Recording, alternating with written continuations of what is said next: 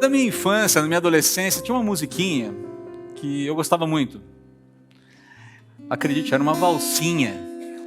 Era uma valsa. Eu quis trazer essa música à tona porque ela fala de algo muito interessante. Né? Ela está falando que algo espetacular, algo maravilhoso aconteceu comigo.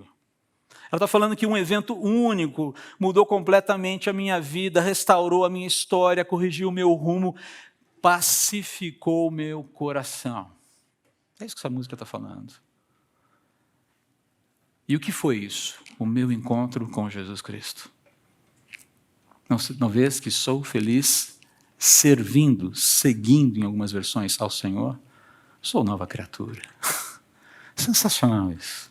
Sensacional. Agora, perceba, eu não estou falando aqui dessa conceituação abstrata, místico-filosófica sobre Jesus, de que ele foi um grande homem, um grande mestre da moral, jamais uma divindade. Não é esse encontro do qual eu estou falando. Não estou falando de Jesus como uma representação idealizada da humanidade, embora ele mesmo nunca tenha existido. Existe essa percepção, existe essa defesa por aí. Não, a gente está falando aqui de um encontro com o Deus real, vivo e verdadeiro, aquele que se apresenta como a verdade, o caminho, a vida. Ele fala isso lá em João 14, capítulo 14, versículo 6. A gente está falando de um encontro que transformou, uma transformação que promoveu mudanças significativas na nossa vida, e que a partir desse encontro, da nossa rendição a Ele, coisas mudaram. Coisas que eu naturalmente não mudaria. E, consequentemente, a gente está falando da pacificação da alma. Esse aspecto é muito importante aqui, que todo ser humano aspira. Todo mundo aspira a ter paz. Esse é um produto que nunca sai de moda. É uma commodity que, se fosse vendida, estouraria nas bolsas de valores por aí. Paz. A mais nova commodity sendo negociada na B3. Paz. Nossa, você pode comprar que vai estourar, vai valorizar absurdo. E aqui eu quero fazer um parênteses. Faça as pazes com Deus se você ainda não fez. Faça as pazes com Deus. Renda-se a Jesus se você ainda não fez. Eu não sei qual é a sua situação. Eu conheço a maior parte de vocês, mas eu não conheço profundamente a história de todos. Então, aqui vai um convite. Renda-se a Jesus, não como um mestre da moral, uma referência humana ideal, ou uma opção religiosa dentre tantas por aí. Não. Renda-se a Jesus como o único Deus vivo que veio para fazer a paz no seu coração, veio apagar a culpa pelo pecado, veio trazer inocência para você pela sua morte e ressurreição. Faça as pazes com Jesus se você ainda não fez. Porque haverá um momento em que essa possibilidade de paz não existirá mais. Haverá um momento em que essa oferta cessará. E o texto de hoje já dá alguns indícios disso. Esse juízo não está tão distante. Não está distante. Deus vê, Ele age e Ele agirá. Eu creio que uma das declarações, pensando um pouquinho nessa questão do só o poder de Deus pode mudar o meu ser, o poder de Deus que muda o ser, eu creio que uma das declarações mais impressionantes sobre a natureza do poder de Deus que pode mudar o nosso ser, vem de um herói da fé de tempos mais recentes chamado George Miller. Esse senhorzinho que está aí. Simpático, né? Você olha para ele, transpira confiança, não transpira? Sabe o que é interessante? Vou colocar primeiro aqui a frase do George Miller. Houve um dia em que eu morri. Morri totalmente. Morri para George Miller, suas opiniões, preferências, gostos e vontade. Morri para o mundo, sua aprovação ou censura. Morri para a aprovação ou culpa de meus irmãos e amigos. E desde então tenho me esforçado para me apresentar aprovado por Deus. Talvez você não conheça a história de George Miller, e não dá tempo de contá-la aqui, porque ela é sensacional. Mas ele foi um homem de profunda fé e confiança em Deus. Dirigiu orfanatos que, por décadas, resgatou, cuidou e encaminhou milhares de órfãos abandonados. Durante o século XIX, na Inglaterra. A história desse homem é um negócio. E mais um detalhe, nunca pediu um shilling, um centavo. É uma história sensacional. Não dá para entrar nela aqui, porque se eu entrar eu não vou parar. Então, fica aqui a dica. Há, inclusive, biografias maravilhosas aí de de George Miller vale a pena. Eu lembro de ter lido a primeira vez sobre ele, acho que eu devia ter uns 14 anos, fiquei profundamente impactado com a vida desse homem. Agora, sabe de uma coisa? Até os 17, 18 anos, ele esteve envolvido com roubos, ele esteve envolvido com fraudes, esteve envolvido com mentiras e uma lista longa de ilicitudes que o levou para a prisão com 17 anos de idade. Foi preso. E não é porque era uma pessoa desconectada, vivia uma família desestruturada. O pai o enviou, depois dessa situação, o pai o envia para uma universidade cristã para ver se ele tomava jeito. De repente, o que está faltando na vida desse rapaz é um pouco de religião, não é verdade? E é interessante que nessa universidade ele participou de um pequeno grupo doméstico. Olha o valor dos PGs aí. Onde se estudava a palavra, onde se orava, e ali ele foi impactado, rendeu-se a Jesus, e a vida dele foi transformada para sempre. O poder de Deus alcançou esse homem e transformou a vida dele de tal forma que o legado que foi feito depois é sensacional. Mas é esse poder que alcançou Miller, que nós cantamos aqui, é o mesmo poder que havia alcançado e mudado a vida dos cristãos ali de Tessalônica. Daquela igreja, lá no primeiro século, lá na Macedônia. É o poder de Deus, é sobre isso que Paulo está falando. Esse era o poder do evangelho que, produzindo esperança, fazia os tessalonicenses perseverarem ali como cristãos. É disso que Paulo está falando aqui. Então, quando você for ler esse trecho, quando você for reler esse trecho aqui de 1 Tessalonicenses, capítulo 2, versículos 13 a 16, lembra do sambinha que a gente cantou hoje. Só o poder. É bem aquilo lá mesmo. Vamos para o texto. Olha que interessante. Paulo está falando o que aqui? Ele falou, olha, eu louvo a Deus pela fé perseverante que vocês têm, apesar da oposição violenta que vocês têm enfrentado. Ele está falando isso aqui, olha, quando vocês receberam a mensagem dele, do Senhor Jesus, não consideraram nossas palavras meras ideias humanas, mas as aceitaram como palavra de Deus, o que sem dúvida são. Perceba que Paulo está fazendo uma declaração ousada aqui. Ele falou, aquilo que nós entregamos para vocês não vem de nós, não é construção humana, não é construto humana, não é filosofia humana, não é formulação humana, não é proposta humana, vem do próprio Deus. E se não viesse do próprio Deus, não teria como, não haveria poder para mudar como mudou.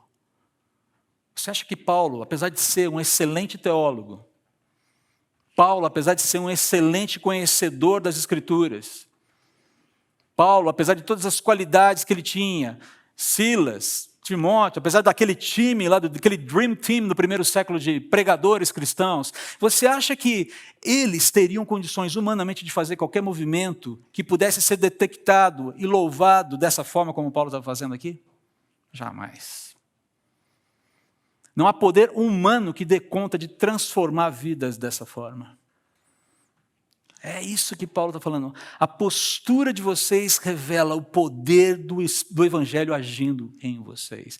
E ele vai fazer uma associação interessante aqui. A sua postura, esse vigor, essa presença marcante do evangelho na sua vida, é a mesma dos cristãos na Judéia. Vocês estão ali com eles, ó. As disposições que vocês têm são as mesmas dos cristãos, dos primeiros cristãos, ali na Judéia, ali em Jerusalém. Aquela turma que está apanhando feio também. E eu sei que vocês também estão apanhando. Aleluia! Perceba, Paulo identifica essa situação, esse vigor, como algo que homem algum poderia produzir. E nesse processo de produção de algo sobrenatural, essa evidência, a evidência de que isso estava acontecendo, entre outras coisas, era o quê? Oposição, desconforto, inquietação. Vocês se lembram da pregação do pastor Cláudio Duarte há 4 domingos atrás? Creio que essa quinta pregação, na segunda pregação aqui na série de Tessalonicenses, que ele mencionou as evidências da fé dos cristãos de Tessalônica que foram celebradas por Paulo. o trabalho que resulta da fé, ali no versículo 3, capítulo 1, versículo 3, o trabalho que resulta da fé, o esforço que resulta do amor, a perseverança proveniente da esperança. A perseverança proveniente da esperança. É esse último ponto aqui que Paulo está tratando agora. Perseverança proveniente da esperança. É aqui que ele está trabalhando nesse momento da carta. O que ele está falando é que os cristãos aqui de Tessalônica reconheceram o Evangelho como palavra do próprio Deus e não como um produto, fruto da mente humana, como eu mencionei agora há pouco. Porque se fosse, seria algo questionável no sentido de ser derrubável, por assim dizer.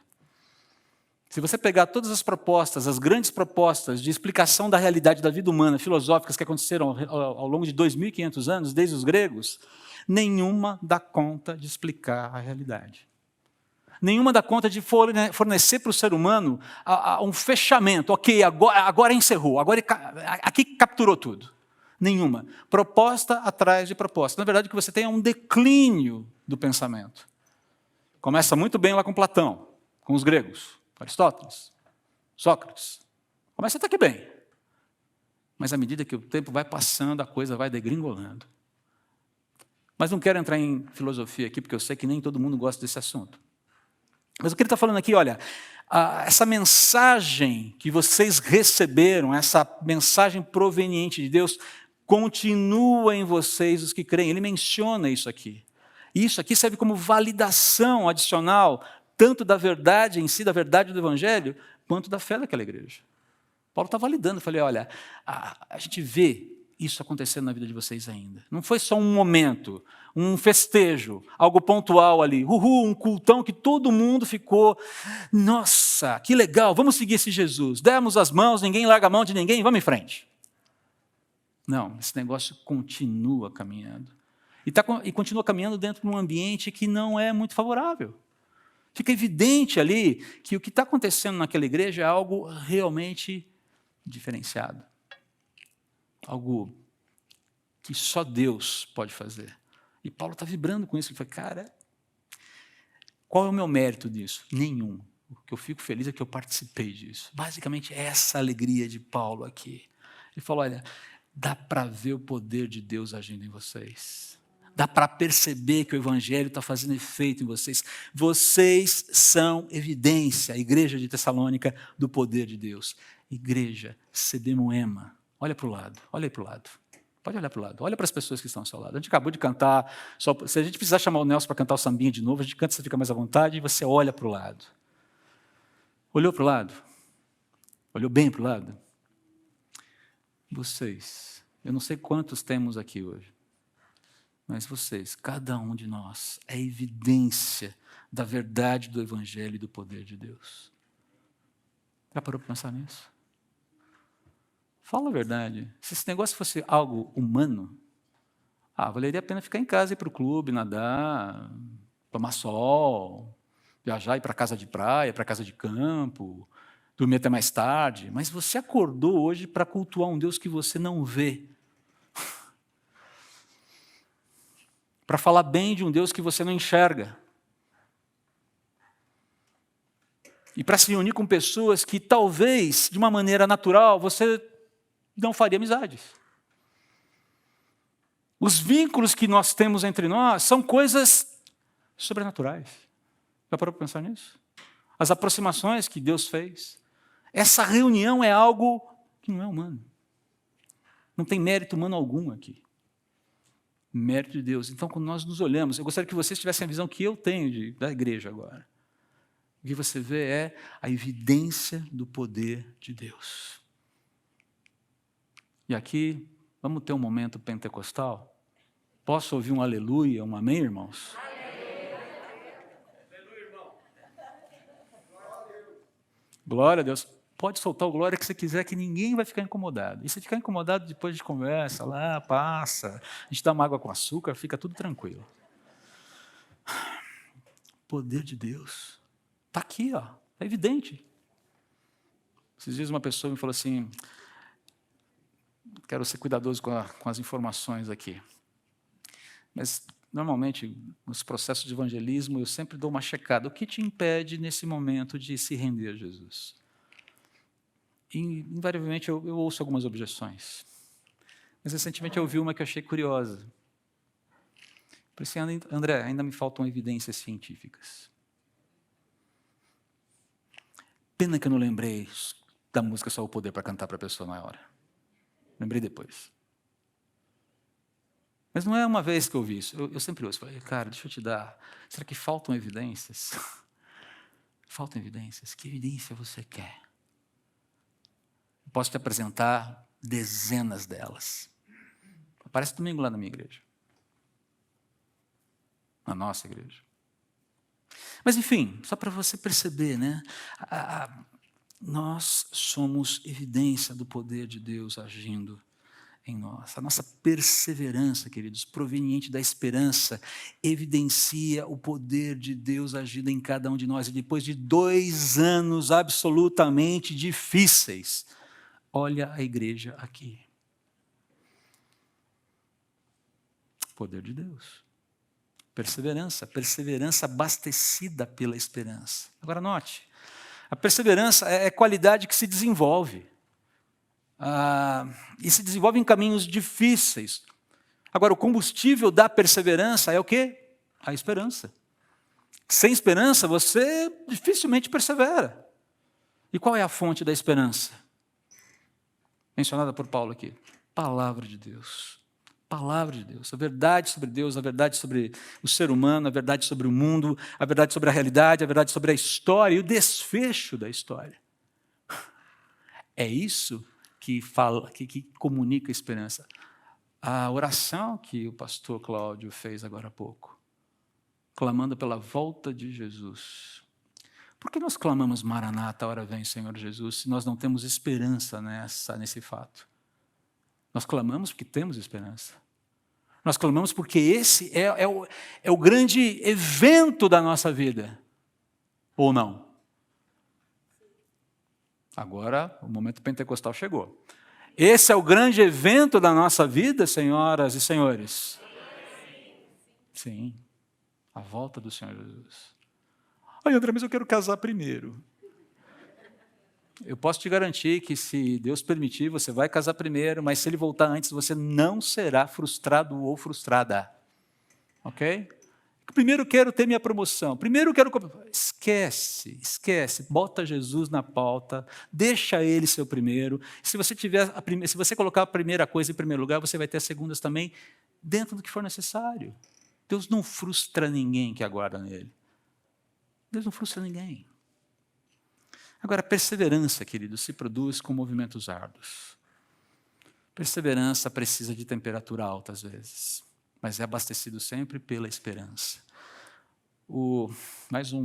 Algumas falas aqui do nosso querido George Miller. A fé não opera no reino do possível.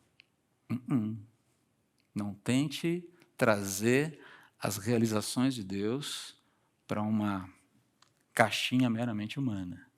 Não há glória para Deus naquilo que é humanamente possível. A fé começa onde termina o poder do homem. E sejamos sinceros, a gente tem bem menos poder do que a gente supõe. Agora, essa última aqui, essa segunda frase é fantástica. A única maneira de aprender a ter uma fé forte é suportar grandes provações. Você quer ter uma fé forte? Você quer? Queremos ser essa igreja em que o poder de Deus é visto? Eu tenho uma boa notícia para você. Eu creio que Deus vai atender essa oração. E eu, de quebra, quero te dizer que tem uma notícia que talvez te incomode um pouco. Em algum momento vai doer. Mas não é uma dor que a gente carrega para sempre. É uma dor que vale a pena levar nas costas. É uma chibatada que a gente leva com prazer, não porque a gente seja masoquista e goste de sofrer, mas porque isso me identifica com o meu Senhor, com o Senhor da realidade, o Criador de todas as coisas que morreu por mim na cruz. E que vai me empurrando cada vez mais para a lapidação da verdadeira esperança, para a lapidação do que de fato deve ser a minha pauta de vida. E Paulo continua aqui, né? Versículo 14, olha só o que ele está falando aqui. que essa oposição, que essa presença de todo tipo de oposição, desde as mais claras e presentes e latentes, até aquelas mais sutis. Ontem foi uma coisa curiosíssima lá no Hub. Ontem, inclusive, nós tivemos uma movimentação no Hub que eu falei, rapaz, esse negócio está ficando animado, está ficando quente aqui. Tivemos discipulado com os jovens casais de manhã. Qual foi a luta ontem, Gustavo? Nada funcionava. Entra no ar, sai do ar, cai. A gente fez um modelo híbrido, tinha gente acompanhando pela internet, pelo Zoom. O negócio funciona, não funciona. Conseguimos estabilizar quase 40 minutos depois. Certo? Eu falei, estou entendendo o que está acontecendo aqui. E nessa hora, se você deixar o coração ficar impaciente, você é fisgado e as suas motivações deixam de ser santificadas. Você fala, veio aquele momento, mas que porcaria, por que esse negócio... André, passa para trás. Senhor, isso aqui não deveria estar acontecendo. Mas tá. Eu não sei exatamente quem está importunando aqui, mas repreende, por favor. Deixa a gente seguir. Tem misericórdia, Senhor. Repreende aí e deixa a gente seguir em frente aqui. Curiosamente, aquela oração relâmpago que você faz enquanto você está falando, né?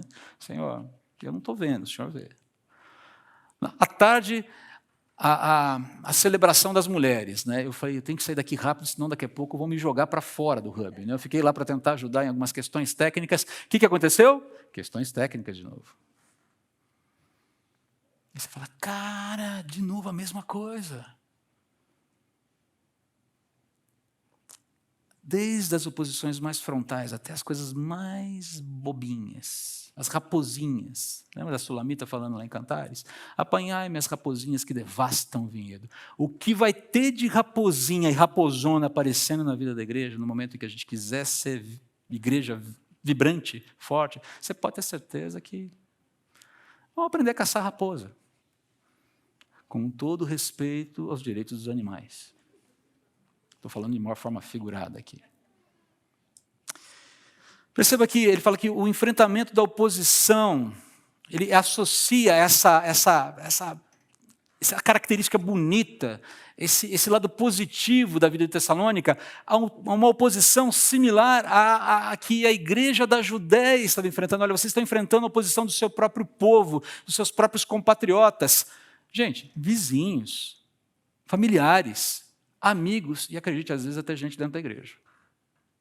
Às vezes a oposição está aqui dentro. Vai acontecer, acontece em todo lugar. Oposição frontal, muitas vezes debochada. Mas com certeza uma oposição que... A oposição ela existe. Você fala, vocês vão enfrentar isso no ambiente em que vocês estão, no trabalho. Isso vai acontecer. Não se perturbe com isso. Não deixe que isso cause perturbação em você. Isso é a identificação de que você está no lugar certo, sendo cuidado, sendo direcionado pelo poder de Deus. Ele fala, vocês enfrentam o mesmo tipo de oposição que os cristãos da Judeia têm enfrentado por parte dos judeus que mataram Jesus e os profetas. Os macedônios que fizeram oposição ali não tinham matado Jesus, mas a sua oposição é caracterizada por Paulo como um tipo de atitude que faz mal, causa dano para a humanidade. É por isso que a gente tem que aprender a ter misericórdia de quem se opõe ao Evangelho. Porque ele não tem noção do problema que ele está causando para ele mesmo. A gente tem que aprender a olhar de uma forma mais ampla, não de uma forma tão pessoal. Oposição a mim, oposição a mim, oposição a mim. Não, meu amigo, você não faz ideia do problema que você está causando para você. Agora, perceba que essa oposição, Paulo ele identifica aqui, quando ele fala dos crentes na Judéia que enfrentavam oposição, ele está falando de que eles enfrentam a oposição das pessoas que mataram Jesus e os profetas. Ele está falando que os portadores da verdade de Deus receberam objeção de gente que por orgulho, por cegueira, por inveja, por rebeldia, obstinação, engano, apesar da clareza solar que tinham a respeito de quem seria o Messias, se colocaram frontalmente contra, tentando impedir de todas as formas possíveis. Paulo tinha sido um deles, inclusive, lembram-se? Ele falou, olha, essa oposição, às vezes até visceral, é evidência de que o poder de Deus continua agindo em vocês. Gente, eu não gosto de perseguição, eu não gosto de problema, eu não gosto de oposição, eu não gosto de discussão, eu não gosto de nada disso. Não sei você, eu não gosto. Eu gosto de estar tranquilo com todo mundo, estar em paz com todo mundo, mas não tem jeito. Não tem jeito. Em algum momento, a própria identificação, o próprio alinhamento já vai ser suficientemente desconfortável. Suficientemente desconfortável. E aí ele fala, continuem perseverando, alimentados pela esperança viva que somente a palavra de Deus oferece. Por quê? Porque essa esperança viva pacificou a vida de vocês, trouxe verdadeira felicidade aos seus corações. E a felicidade autêntica é fruto, é evidência de um coração que foi pacificado, de um coração que está em paz com Deus. Isso é descrição correta de felicidade. Um coração pacificado, que está em paz com Deus. Somente o perdão de Deus, mediante a fé em Jesus Cristo, pode pacificar o coração de um homem, o coração de uma mulher, e gerar esperança que abastece a gente na hora da perseverança, para perseverar. Agora, note uma informação inquietante ao final desse texto aqui. Ele fala, eles mataram o Senhor Jesus, os profetas, e agora também nos perseguem. Não agradam a Deus e trabalham contra toda a humanidade, como eu mencionei agora há pouco, procurando impedir-nos de anunciar a salvação aos gentios. As pessoas de etnia não judaica, né? Com isso, continuam a acumular pecados, mas a ira de Deus finalmente os alcançou. O que Paulo está dizendo aqui é que a ira de Deus está provisionada para punir essa oposição durante a história e ao final da história. A oposição a Deus nunca fica sem retribuição santa de Deus. Ele devolve. Ele devolve. Agora, é curioso ver, né, que, ao mesmo tempo que ele devolve, ele dá oportunidades de forma longânima, de forma paciente, para que essa medida não seja necessária para o indivíduo, embora seja necessária para todo mundo em algum momento. Deus é extremamente paciente. Quero terminar com esse texto aqui. Está lá em 2 Pedro, capítulo 3, versículos 8 a 13. Resuminho aqui. Amados, não se esqueçam disto. Para o Senhor, um dia é como 1000 anos, e 1000 anos como um dia. Na verdade, o Senhor não demora em cumprir sua promessa, como pensam alguns. Tem muita gente achando que está demorando demais, eu acho que esse negócio aí não funciona, Deus se esqueceu, tirou férias, enfim. Não. A questão é que o tempo para Deus é diferente do tempo para a gente. Deus não está preso às amarras do tempo como eu e você estamos. Ok? Pelo contrário, essa demora, aos nossos olhos, é uma prova de que Deus é paciente por nossa causa. Deus não deseja que ninguém seja destruído, mas que todos se arrependam. Contudo, o dia do Senhor virá como um ladrão. Os céus desaparecerão com um terrível estrondo, e até os elementos serão consumidos pelo fogo. E a terra e tudo que nela há serão expostos. Visto, portanto, que tudo ao redor será destruído, a vida de vocês deve ser caracterizada por santidade e devoção, esperando o dia de Deus e já antecipando a sua vinda. Nesse dia, ele incendiará os céus, e os elementos se derreterão nas chamas. Nós, porém, aguardamos com grande expectativa os novos céus e a nova terra que ele prometeu, um mundo pleno de justiça. vai haver destruição. A velha ordem vai cair, a ordem atual vai cair, e uma nova vai se levantar, para sempre, definitivamente, com o próprio Senhor governando sobre tudo e sobre todos, sem que haja fim. Posso ouvir um amém, irmãos? Amém. Amém. A fé é a certeza de que o que Deus disse em sua palavra é verdade. E que Deus agirá de acordo com o que disse em sua palavra. A fé não é uma questão de impressões, nem de probabilidades, nem de aparências. A fé é uma questão de simplesmente confiar no caráter de Deus e de que Ele fará aquilo que Ele disse que fará. Quem anda assim, anda em novidade de vida, tem a sua esperança renovada, é abastecido para enfrentar as provações da vida. Elas virão, mas nós perseveraremos, porque sabemos quem nos sustenta hoje e sabemos o que nos aguarda no futuro. Vamos orar.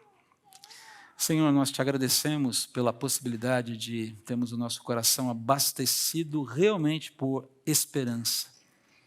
Uma esperança que não está em modelos humanos, nas resoluções de paz lá do outro lado do mundo, ainda que nós devamos clamar por paz, pela preservação da vida e atuarmos naquilo que nos cabe pela preservação da vida e para que haja paz. Mas tudo isso, Pai, todos esses movimentos, eles devem mostrar claramente que o homem só pode ser feliz, ele só pode estar realmente em paz quando estiver reconectado contigo, salvo, perdoado dos seus pecados, abastecido com a esperança que só o Senhor pode dar, para perseverar diante de todas as muitas dificuldades que nós enfrentamos.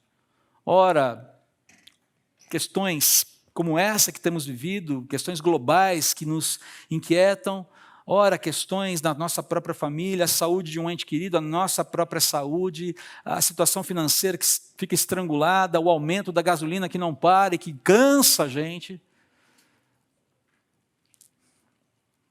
o custo de vida que não dá um sossego, não dá um respiro. Ah, Deus, a nossa esperança está em Ti. A nossa esperança é lastreada pelo Senhor, pela Tua pessoa. Até lá, que o Senhor nos abasteça verdadeiramente com essa esperança que nos nutre para perseverar de maneira correta nesse mundo. E que, ao fazermos isso, Pai, o poder do Senhor seja evidenciado em nós. E que muitos sejam alcançados. Obrigado pela Tua paciência, Pai. Que aguarda, que aos nossos olhos parece que é esticada, é adiada, quando na verdade o Senhor simplesmente está fazendo um movimento maravilhoso de preservação de vidas. Dia após dia renovando suas misericórdias, dando mais uma oportunidade. Não vai ser para sempre. Ó Deus, se alguém aqui hoje que ainda não fez as pazes contigo mediante a fé em Jesus, toca no coração nesse momento, eu te peço. Porque é um movimento que só o Senhor pode fazer. Não há argumentação humana que convença ninguém dos seus pecados.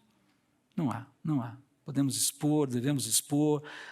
Nosso trabalho é tirar as pedras do caminho, mas esse movimento de convencimento é algo sobrenatural. Que o Senhor faça esse movimento, eu te suplico em nome de Jesus. Cuida dessa igreja. Que o teu poder seja evidenciado cada vez mais nesse contexto. E nos prepara para enfrentar, ó Pai, os desafios de vivermos debaixo do teu poder. Em nome de Jesus. Amém.